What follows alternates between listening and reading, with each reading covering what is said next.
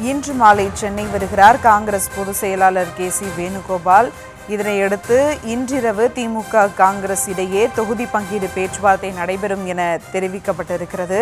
இரவு முதலமைச்சர் மு.க.ஸ்டாலினை சந்தித்து பேச்சுவார்த்தை நடத்துகிறார் கே.சி. வேணுகோபால். அது குறித்த ஒரு அண்மை செய்தியை தற்போது பார்த்து வருகிறோம். இது தொடர்பாக பேசுவதற்காக இணைகிறார் செய்தியாளர் பாரி கார்த்திக். வணக்கம் பாரி கார்த்திக், விவரங்கள். வணக்கம். திமுக மற்றும் காங்கிரசுடனான முதற்கட்ட பேச்சுவார்த்தை விரைவில் துவங்க இருக்கிறது. திமுகவால் அறிவிக்கப்பட்ட கூட்டணி பேச்சுவார்த்தை குழு தற்போது திமுக கூட்டணியில் இருக்க மற்ற கட்சிகளை தொடர்ச்சியாக பேச்சுவார்த்தையில் ஈடுபட்ட நிலையில் 2 கட்சிகளை அழைக்கவில்லை. காங்கிரஸ் மற்றும் விடுதலை சிறுத்தைகள் என 2 கட்சிகளையும் அழைக்கவில்லை. அவர்களுக்கு அதிகமான இடம் கொடுப்பதன் காரணமாக அவர்களை தற்போது அழைக்கவில்லை.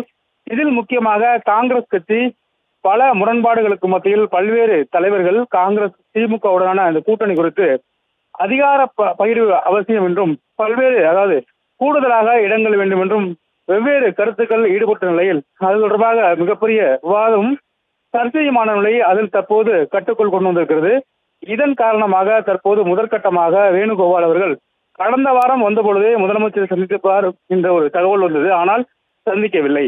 தற்போது இந்த சுமூகமான சூழல் ஏற்பட்டதன் காரணமாக தற்போது முதலமைச்சர் அவர்களை இல்லத்தில் கே.சி. வேணுகோபால் அவர்கள் சந்திக்க இருப்பதாக தகவல் வருகிறது. அதன் அடிப்படையிலே இன்று இரவு 8 மணிக்கு முதலமைச்சர் சந்திக்க இருக்கிறார். அப்போது கூட்டணி குறித்து முதற்கட்ட பேச்சுவார்த்தையும் பேச இருக்கிறார். மேலும் ராகுல் காந்தி மற்றும் சோனியா காந்தியிடம் வேணுகோபால் அவர்கள் ஏற்கனவே ஆலோசனை மேற்கொண்டதில் குறிப்பிடத்தக்கது. அதன் அடிப்படையில் அவர்கள் கூறியதையும் முதலமைச்சரிடம் கூற இருக்கிறார். மேலும் கடந்த 2021 சட்டமன்ற தேர்தலில் 25 தொகுதிகளில் போட்டியிட்ட காங்கிரஸ் 18 தொகுதிகளில் திமுக கூட்டணியில் வெற்றி பெற்றது. தற்போது அவர்கள் கூடுதலாக இடம் கேட்கிறார்கள். இதன் காரணமாக தான் இந்த பேச்சுவார்த்தையானது காங்கிரஸ் உடனான அந்த பேச்சுவார்த்தையானது கடைசி நேரத்தில் நடைபெறும் என்று கூறப்படுகிறது. அதன் அடிப்படையிலே தற்போது முதற்கட்டமாக வேணுகோபால் முதலமைச்சர் அவர்களை சந்திக்க இருக்கிறார். இந்த சந்திப்பு மிகுந்த முக்கியத்துவமான சந்திப்பாக கருதப்படும். இந்த 28ஆம் தேதிக்கு பிறகு காங்கிரஸ் கட்சியை அழைக்க திமுக முடிவு செய்திருப்பதாக தகவல் கூறப்படுகிறது. அதன் அடிப்படையிலே வேணுகோபால் வந்துவிட்டு போனதுக்கு பிறகு ஏற்கனவே காங்கிரசால் அமைக்கப்பட்டிருக்கக்கூடிய மாநில பேச்சுவார்த்தை குழுவுடன் திமுக கூட்டணி குழு பேச்சுவார்த்தை துவங்கும் என்று எதிர்பார்க்கப்படுகிறது.